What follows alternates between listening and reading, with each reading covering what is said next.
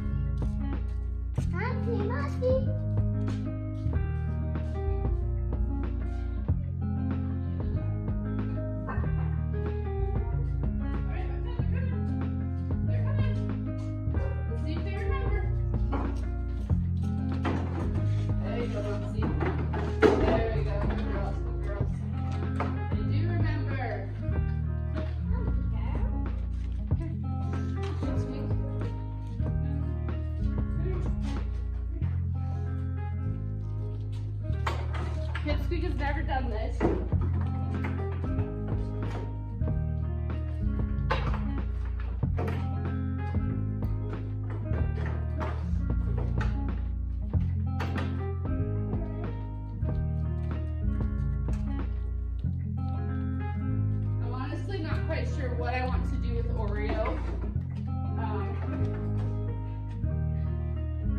He doesn't have a collar on just because he's really shy. He won't even let me touch his face. I think I might just try and get him to go back outside.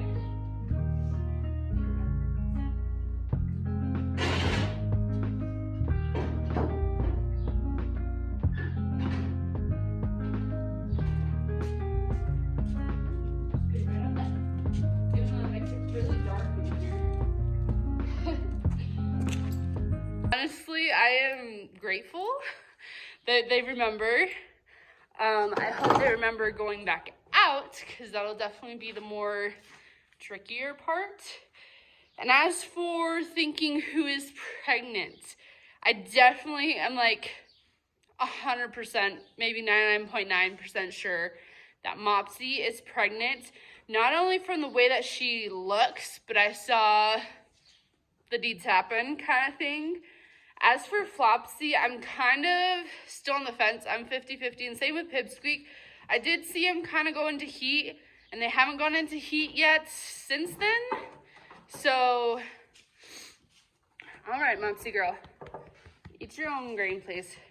And so I'm sitting here thinking, I'm like, I'm not quite sure. I'm still like 50-50. The only thing that would make me skeptical is that Flopsy's udders are starting to kind of fill out more. That would be like the only thing that I'd be like, think that they are, pregnant. I haven't checked Pipsqueak yet if her udders are filling out or anything like that, but yeah.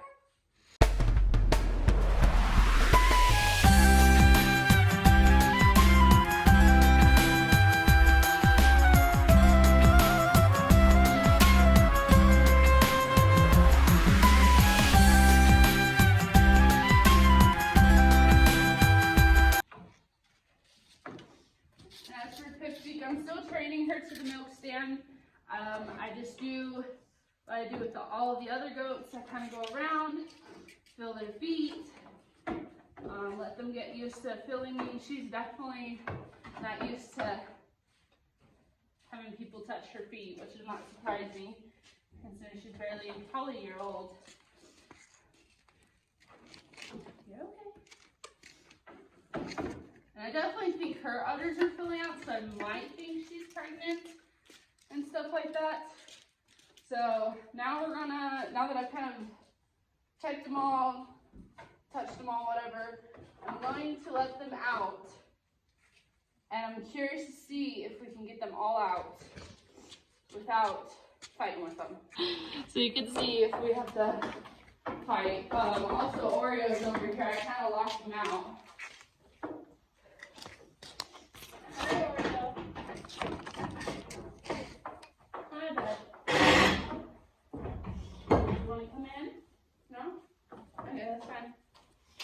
So let's see how this goes. Normally we kind of do like a assemble line of letting them out. See if they remember. Come on.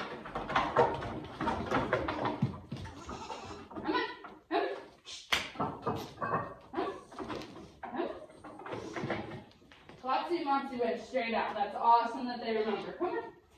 Pipsqueak's still a little unsure. Come on. Come on. Come on. No. We're going out this way. Come on. Hey. Don't start that right here, Mopsy.